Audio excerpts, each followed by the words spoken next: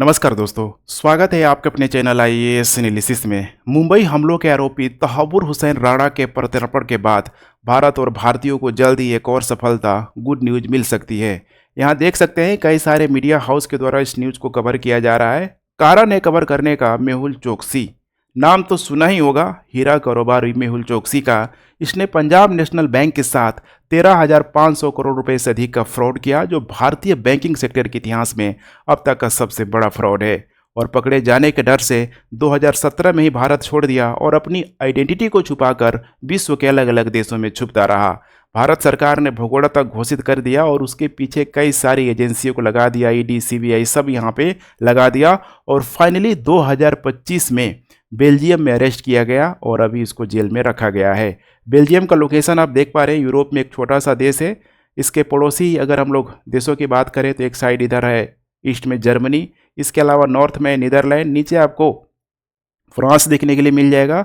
इसके अलावा वेस्ट में इंग्लैंड है, बीच में एक चैनल है जिसका नाम है इंग्लिश चैनल, जो फ्रांस और इंग्लैंड को पूरी तरीके से सेपरेट करता है। लेकिन यहाँ एक बड़ा सवाल है, क्या भारत बेल्जियम के साथ मेहुल चोकसी के प्रत्यर्पण की प्रक्रिया करा पाएगा? अगर हाँ तो कब तक? तो चलिए एक बार फिर से हम लोग टॉपिक को शुरू से शुरू करते हैं, ताकि आप लोग एक लार्जर एस्पेक्ट में समझ पाए, इसके इम्पैक्ट को समझ पाए। नए लोग हैं तो चैनल को सब्सक्राइब जरूर कर लीजिए। अब यहाँ पे नंबर 1 है, देखिए चोकसी को वापस लाना आसान नहीं है, और ये मैं नहीं कर रहा हूँ। पंजाब नेशनल बैंक के विसल ब्लोअर है हरि प्रसाद एसबी, इन्हीं ने बोला हुआ है कि देखिए चोकसी को तो गिरफ्तारी कर लिया गया है, लेकिन उसका प्रत्यर्पण कराना इतना आसान नहीं होगा, क्योंकि उसका जो बटुआ है, उसका वैलेट है, उसका अकाउंट है, पूरी तरीके से भरा हुआ है। वह यूरोप के सबसे अच्छे वकीलों को हायर करेगा, जैसे कि विजय मल्ल्या लगातार करता रहा। क्यों? उन लोगों के पास पैसा बहुत सारा है। हरिप्रसाद ने कहा कि चोकसी पहले भी एंटीगुआ में पकड़ा गया था, जो कैरिबियाई देशों में है, अभी हम लोग देखेंगे उसका लोकेशन, लेकिन वह वहां से भागने में कामयाब रहा। क्यों? क्योंकि उसके पास वकीलों का एक बड़ा दल था, उसके पास पैसा बहुत था। भारत सरकार के लिए यह इतना आसान नहीं होगा प्रत्यर्पण कराना, हालांकि मुझे उम्मीद है कि इस बार सरकार को सफलता जरूर मिलेगी। अब यहाँ आप लोग समझने की कोशिश करिए कि आखिर हीरे का व्यापारी, हीरे का बादशाह कैसे बन गया इतना बड़ा स्कैम किंग। तो चोकसी ने साल 1975 में जेम्स और डायमंड कारोबार में कदम रखा। हालांकि इससे पहले इसके पिता यहाँ पे कार्य कर रहे थे। पिता जब इसके कार्य कर रहे थे तो लगभग 50 करोड़ रुपए का टर्नओवर था, सोचिए। और जब मेहुल चोकसी को मिला तो उसने अपना टर्नओवर बढ़ा के सीधे समझिए 50 करोड़ से 20,000 करोड़ रुपए तक पहुंचा दिया। हालांकि मेहुल ने अपने कई सारे गीतांजलि जेम्स के यहाँ पे प्रोडक्ट को यहाँ पे डेवलप किया।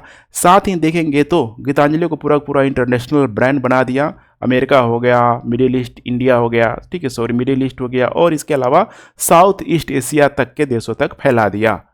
यहाँ पे देख सकते हैं, इसी से अंदाजा लगा सकते हैं कि ब्रांड वैल्यू इतनी मजबूत हो गई कि कई सारे बॉलीवुड सेलिब्रिटी को बुला बुला के यहाँ पे एडवर्टाइजमेंट भी करवाया जाने लगा। लेकिन यही है, इतना से पेट नहीं भरा। जल्द ही मुनाफा कमाने की भूख और कारोबारी नैतिकता से समझौता करके एक घोटाले की मार्ग पर चल पड़ा। मेहुल चोकसी ने पूरा अपना जो फैमिली है सबको इस पे इन्वॉल्व कर दिया। इतना बड़ा जो स्कैम था, घोटाला था, इसमें देखेंगे तो खुद शामिल था। इसके अलावा इसका भांजा भतीजा, जो कि ठीक है, इस फेस से आप लोग भली भांति वाकिफ होंगे, नीरव मोदी नाम है। इसके अलावा इसकी जो मॉडर्न जो पत्नी है यहाँ पे अमी मोदी भी है यहाँ पे। इसके अलावा इसका जो भाई है, भाई का नाम है यहाँ पे निसाल मोदी। सबने मिलकर यहाँ पे पंजाब नेशनल बैंक से 13,850 करोड़ रुपए का यहाँ पे घोटाला किया हुआ है। सीबीआई और ईडी की जांच के अनुसार बताया गया कि अकेले मेहुल चोकसी पर 7,080 करोड़ रुपए से अधिक का गबन का आरोप है। और यह घोटाला कब आया तो आपको जान के आश्चर्य होगा, 2018 में आया, लेकिन उसके ठीक पहले 2017 में ही ये जो मेहुल चोकसी है देश छोड़कर फरार हो चुका था। अब यहाँ पे आप लोग घटनाक्रम के बारे में समझने की कोशिश कीजिए कि आखिर कब ये घटना हुआ है। क्या बैंक वालों को नहीं पता चला कि हमारे साथ इतना बड़ा फ्रॉड हो रहा है? तो बात करें अगर हम लोग यहाँ पे टाइम लाइन की, तो देखिए यहाँ पे इसको पूरी प्री प्लानिंग के साथ अंजाम दिया गया है। ऐसे समझिए कि आपका अगर नेटवर्थ बहुत अच्छा है, आपकी ब्रांड वैल्यू बहुत अच्छा है, तो कोई भी बैंक आप पे देखिए शक नहीं करेगा। लोन मांगने जाएंगे, भले ही उसको आप ठीक है कह सकते हैं कि जाली कागज भी दिखा देते हैं, जाली डॉक्यूमेंट्स भी दिखा देते हैं, तो बैंक उस चीज़ को इतना क्रॉस वेरीफाई नहीं करता है। उसको लगता है कि चलो भाई पूरी दुनिया में, इंडिया के साथ साथ पूरे वर्ल्ड में इस ब्रांड की वैल्यू है, तो इसको लोन देने वगैरह में कोई हमें दिक्कत नहीं है। लेकिन ये सबसे बड़ा इतना जान के चलिए, पीएनबी का ये कहीं ना कहीं ड्रॉबैक है।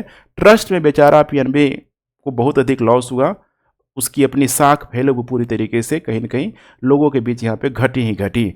अब यहाँ पे देख पा रहे हैं जनवरी 2017 में मेहुल चोकसी ने एंटीगुआ और बारमूडा की नागरिकता हासिल कर ली। अब 2017 में वो हासिल कर लिया और ये पूरा का पूरा डिस्क्लोज कब हुआ? 2018 में ये डिस्क्लोज हुआ। देख पा रहे हैं 2018 में डिस्क्लोज होने से पहले यहाँ पे देखेंगे तो 4 जनवरी को यहाँ पे नीरव मोदी, उसका ठीक है जो भाई था, सब ये लोग यहाँ पे निकल गया। कब? 4 जनवरी को। इसके बाद 30 जनवरी को पीएनबी को पता चला कि मामला गड़बड़ है। चोकसी और नीरव मोदी के खिलाफ 13,500 करोड़ रुपए की धोखाधड़ी का केस यहाँ पे दर्ज किया गया। अब यहाँ पे देख पा रहे हैं नीरव मोदी का भी कर्म पीछा कर रहा है। सबका कर्म तो देखिए पीछा कर ही रहा है, कानून के हाथ बहुत लंबा होता है। जब तहाबुर राणा को खींच के यहाँ पे ले आया भारत में, तो फिर ये लोग किस खेत की मूली है। तो फिर नीरव मोदी भी देखा जाए इस समय लंदन की जेल में, और कई बार उनकी जमानत अर्जी यहाँ पे रद्द हो चुकी है। वह खुद भारत को प्रत्यर्पित किए जाने के खिलाफ कानूनी लड़ाई लड़ रहे हैं। वहीं यहाँ पे माना जाता है कि जो उनके भाई हैं यहाँ पे निशाल, ठीक है, वर्तमान में बेल्जियम में है, और माना जा रहा है कि बेल्जियम की नागरिकता इनके द्वारा यहाँ पे ले ली गई है। अब यहाँ पे इतना बड़ा जो स्कैम किया गया है, देख पा रहे हैं सीबीआई ने जब केस दर्ज किया, जांच पड़ताल शुरू किया, तो पता चला कि पूरा का पूरा ये जो मामला यहाँ पे किया गया है लेटर ऑफ अंडरटेकिंग, इसी का यहाँ पे दुरुपयोग करके घोटाला करने का आरोप लगाया गया है। अब यहाँ पे लेटर ऑफ अंडरटेकिंग क्या होता है? तो देखिए एक ऐसा दस्तावेज जो झूठ रूप से किसी लेन देन या वित्तीय सौदे की पुष्टि करता है। सपोज करिए आप कमा रहे हैं 10 रुपये, और कहीं आप डॉक्यूमेंट्स में दिखा रहे हैं कि नहीं मैं 10 रुपये नहीं कमा रहा हूँ, मैं 1,000 रुपये कमा रहा हूँ।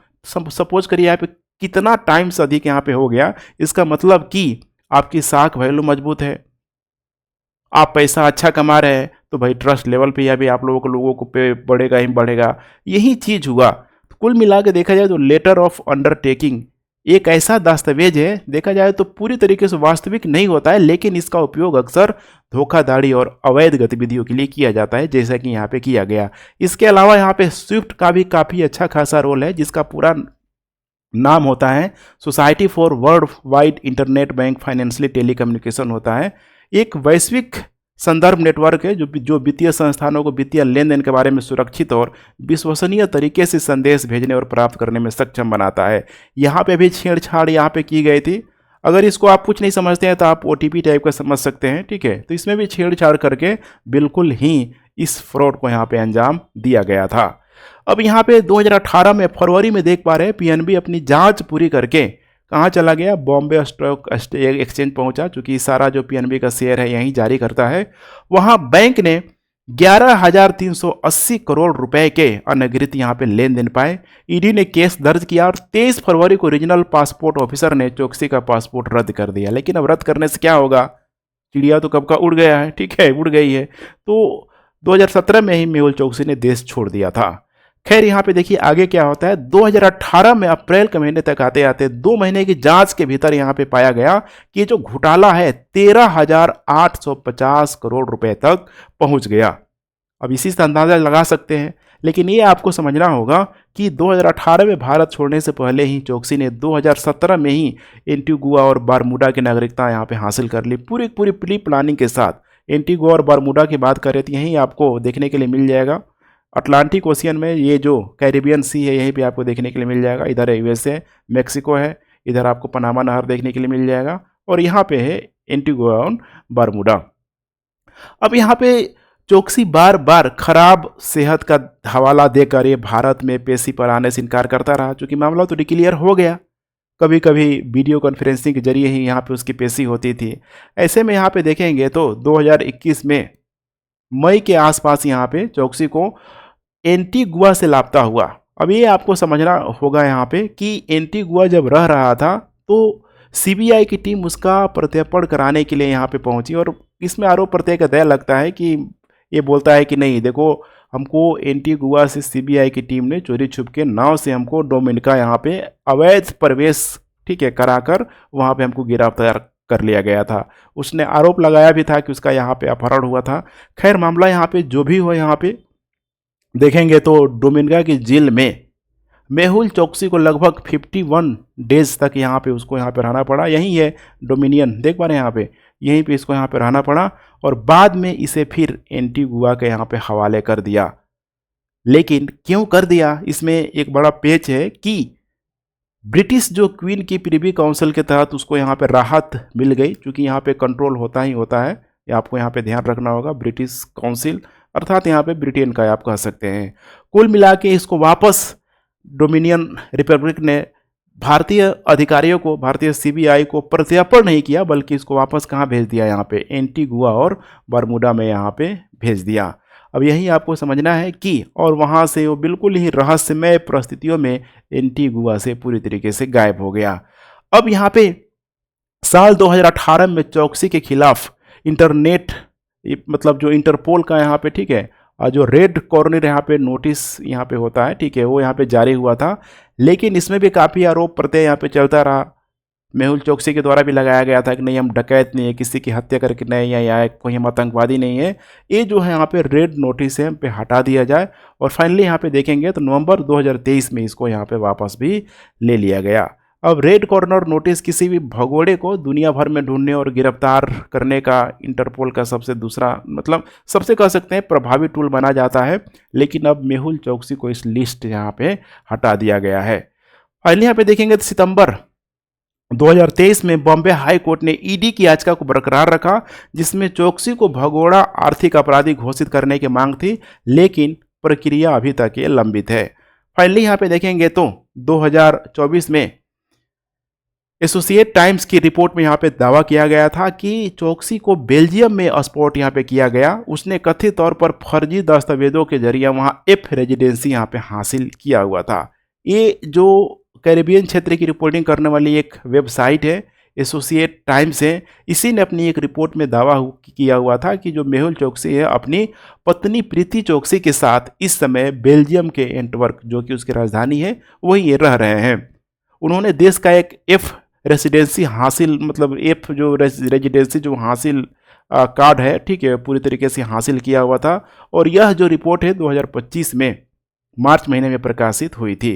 अब मीडिया रिपोर्ट्स में भी बताया जा रहा है कि चोकसी ने बेल्जियम में रहने के लिए जाली दस्तावेजों का इस्तेमाल किया था ताकि भारत में प्रत्यर्पण से बच सके। अब यहाँ पे देखेंगे तो अभी पुलिस ने चोकसी को गिरफ्तार करते समय, चूंकि बेल्जियम की पुलिस यहाँ पे गिरफ्तार की हुई है, तो 2 गिरफ्तारी वारंट का हवाला दिया हुआ है। और ये जो हवाला दिया गया है ये मुंबई की एक अदालत ने, जैसे अभी मैंने आपको दिखाया हुआ था कि 23 मई 2018 को और इसके अलावा 15 जून 2021 की तारीख को जारी किए थे। लेकिन लोकेशन ट्रैक यहाँ पे नहीं हो पा रहा था, जिसकी वजह से उसकी गिरफ्तारी यहाँ पे नहीं हो पा रही थी। अब फाइनली देखा जाए तो चोकसी को गिरफ्तार कर लिया गया है, अभी जेल में है। लेकिन ऐसा माना जा रहा है कि चोकसी अपने खराब सेहत का हवाला देते हुए जमानत और तत्काल रिहाई की मांग कर सकता है। वहीं भारतीय अधिकारियों का भी कहना है कि मेहुल चोकसी को भारत में उचित इलाज मिल सकता है, जहां वर्ल्ड क्लास मेडिकल सुविधा उपलब्ध है। लेकिन वही है, मामला तो देखिए खींचेगा ही खींचेगा। आइडेंटिफाइड ट्रैक तो कर लिया गया है, लेकिन अब जो भी कानूनी प्रक्रिया है वो तो यहाँ पे भारत को लड़ना होगा। देखिए अभी भी विजय माल्या को, ठीक है, भारत नहीं लाया जा सकता है, तो क्या पता एक और यहाँ पे नाम शामिल हो जाए। घोटाला का भी अमाउंट बहुत बड़ा है। विजय माल्या का सिर्फ 9,000 करोड़ के आसपास था, यहाँ पे जो मामला है 13,850 करोड़ रुपए का मामला है। अब यहाँ पे हम लोग बात करते हैं बैंकिंग प्रणाली पर क्या प्रभाव पड़ा इसका। देखिए पीएनबी की छवि धूमिल हुई। इस फ्रॉड के मुख्य केंद्र में पंजाब नेशनल बैंक ही रहा, जिससे उसकी विश्वसनीयता को बहुत बड़ा झटका लगा। कस्टमर को क्या लगेगा कि हम और आप अगर किसी भी बैंक में अगर पैसे जमा कर रहे हैं, अगर धोखाधड़ी होता है तो फिर लॉस किसका है? कहीं ना कहीं कस्टमर का है। अगर गवर्नमेंट के द्वारा उसको सपोर्ट भी किया जा रहा है, उस बैंक को सपोर्ट भी किया जा रहा है, तो कहीं ना कहीं वो जो पैसा किसका है?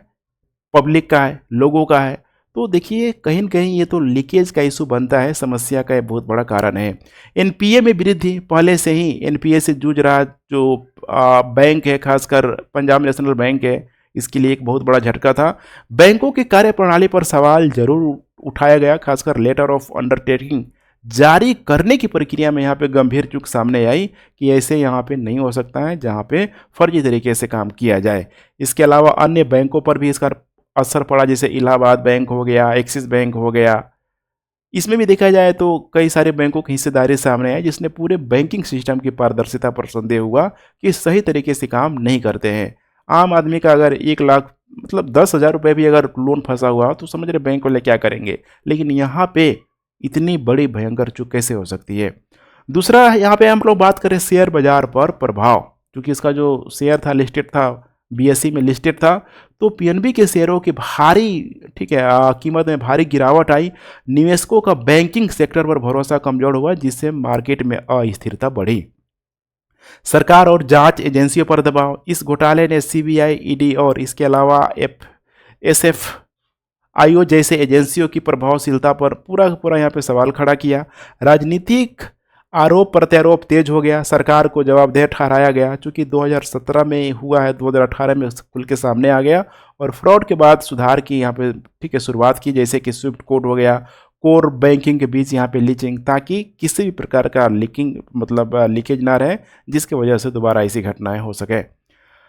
वैश्विक छवि पर असर पड़ा। स्वाभाविक सी बात है कि भारत की अंतर्राष्ट्रीय और व्यापार और निवेश छवि को एक नुकसान पहुंचाएगा ही पहुंचाएगा। जो भी विदेशक जो भी निवेशक हैं यहाँ पे, फॉरेनर जो निवेशक सोचिए ना कि भारत की वित्तीय पारदर्शिता पर संदेह तो करेंगे। उनको तो यही लगेगा कि क्या पता हम भी जाए, हमारा भी पैसा कहीं डूब ना जाए।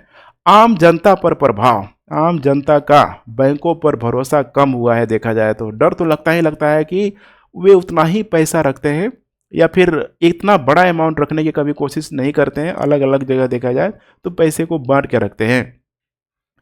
इसके अलावा बैंकिंग सेक्टर में पारदर्शिता बढ़ाने के लिए एलओयू सिस्टम को यहाँ पे समाप्त किया गया है। सबसे बड़ा कारण यही था, ठीक है, लेटर ऑफ अंडरटेकिंग। स्विफ्ट प्रणाली को कोर बैंकिंग से जोड़ा गया ताकि दोहराव ना हो, और आरबीआई ने बैंकों के लिए अधिक सतर्कता और नियमित करने को यहाँ पे अनिवार्य बनाया। तो यही था पूरा हम लोगों ने इसका देख लिया इम्पैक्ट क्या था लार्जर एस्पेक्ट में, और अभी इतना देर क्यों लगा ये भी आप लोगों ने समझ लिया। अब तो बिल्कुल ही मामला क्रिस्टल क्लियर है। अब मामला है पूरी तरीके से, ठीक है, एक्स्ट्राडिशन की, प्रत्यर्पण की। देखते हैं कि भारत सरकार इसमें कितना कारगर साबित हो पा रही है। अभी भारत का जो फॉरेन पॉलिसी है काफ़ी स्ट्रांग माना जा रहा है, तो देखते हैं अब यहाँ पे अगला स्टेप क्या होगा। आप इस चीज़ को लेके क्या सोचते हैं, नीचे अपना ओपिनियन कमेंट बॉक्स में बता सकते हैं। Thanks for watching. जय हिंद।